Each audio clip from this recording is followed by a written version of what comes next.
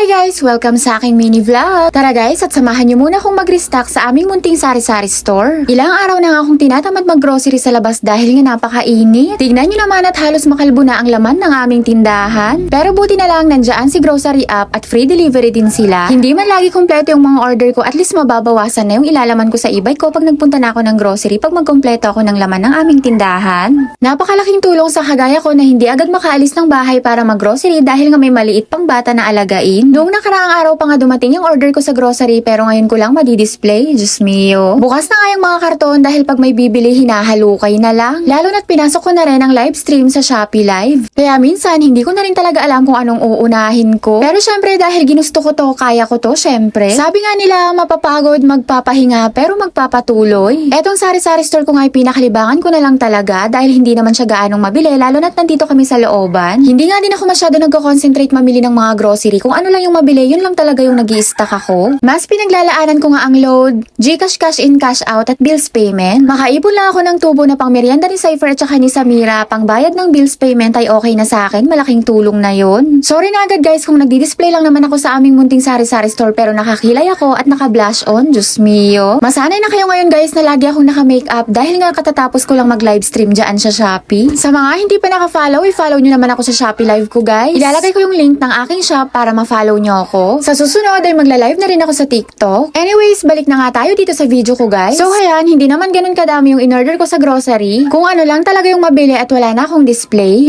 Katulad na lang ng mga 3-in-1 na kape dahil yan talaga ang mabilis sa akin at mabilis maubos. Kahit nga looban tong aming tindahan ay may naliligaw pa ding bumibili ng kape dahil nga siguro kape is life pag walang stock sa ibang tindahan. Kapag may sari-sari store ka nga, dito mauubos ang oras mo sa pagdi-display. Kahit worth 3,000 or 5,000 lang yung halaga na i-display mo ay nakakaubos talaga ng oras. Pero pinakagusto kong pagdi-display at pag-organize ng mga paninda. Isa pa nga ang pansit canton na talagang lagi akong may stock dahil isa din yan sa mabili. Mga noodles at saka cup noodles, isa nga din sa mabili ang cup noodles kaso nga lang walang stock ngayon ng grocery. Meron man pero ibang flavor. So kaya nilalagay ko nga yung mga pansit canton, noodles sa mga storage box para iwas alikabok at sa mga bubuwit na rin. Pero wala namang dumadali sa mga paninda ko dahil nga masipag yung alaga naming pusa manghuli. Napakalaking tulong din talaga ang may pusa sa may mga sari-sari store. Mukha nga lang akong okay dyan sa itsura ko pero sa totoo lang pawis na ako dyan. Makitid lang kasi ang sari-sari store namin kaya napakahirap kumilos tapos mababa din yung bubong. So hayan, wala na rin akong masyadong tindang biskwit pero sa Ribisco Factory ako namimili dahil mas maraming mabibili doon at maraming pagpipilian. Malapit lang kasi kami sa Ribisco Factory at meron silang snack to go sa harapan. So hayan, natapos na rin ako sa pagdi-display at hindi din naman ganun kadami yung aking dinisplay dahil nga kulang-kulang din. At yung iba na benta na rin kahit hindi naka-display, hinalukay-halukay na lang sa karton.